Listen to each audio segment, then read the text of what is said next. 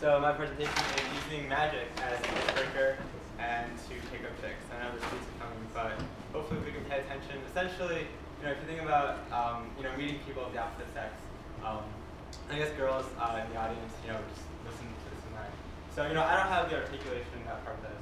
I don't have special sports abilities. But for magic, for me, it's definitely a unique opportunity. If you think about changing a formal presentation into an informal one, you can really create light out of nothing. And magic is so much fun.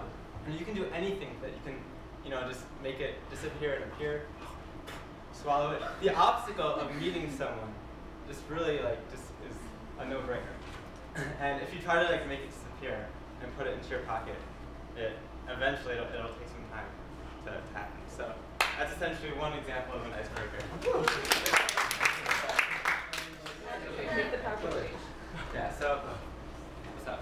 Oh, that's fine. So, essentially, in order to... What's up? Oh. Yep, next to the light. Yeah, no. Thanks. Okay, so, yeah, so the first step, I guess, in using this as a weapon is to choose your weapon. So, are you going to use cards or are you going to use coins? Cards are obviously universal. Here we see, the fact that flourishes are sexy, and even if you have cards, I'm not going to pull the cards out. But if you just, if you're really good at shuffling, you can really, say, oh, imagine the possibilities with my hands, and really get. You get girls excited. So if you really want to invest some time into it, it's definitely a good idea. But you might not always have cards around you. So if you're at a bar, kind of cigarette tricks disappearing. Oh, look behind your ear. Just it's a very simple tricks that get the attention. I keep dropping this thing. So your next step is approach, and obviously this is key because you don't really want to go up to a girl and say, "Hey, do you want to see a magic trick?" or "Look what I can see," because then you're kind of becoming an entertainer, and you don't want that because girls, you really want them to like you for your personality, your charisma, not for your show. So you have to ask yourself, what role do you want to play? You can be a casual magician, essentially doing magic to a group of friends, having a girl across the room, kind of proximity, so kind of more toward your friends. Indirectly, you're really trying to get her attention. The reluctant magician, so having a wingman to go up to a girl and say, "Hey, look what my friend can do," and then you'd be, "Oh, okay, maybe, I'm not sure," kind of just playing it off as cool, not necessarily the entertainer. Because if you do kind of do more than one or two tricks in a row, it becomes a show, and you don't really want that.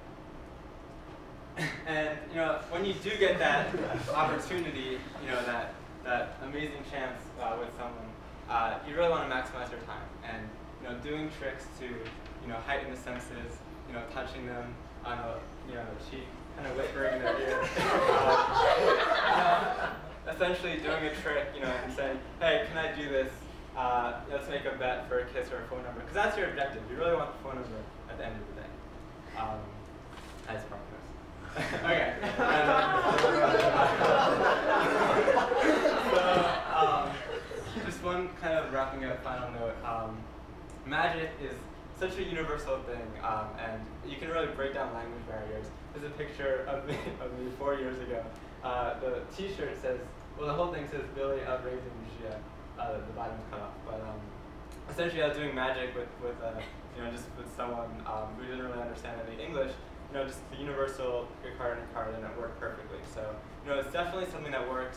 I definitely recommend any of you to look into it. It's cost effective, it's cheap, it's definitely a great icebreaker to have at any moment. So that's basically using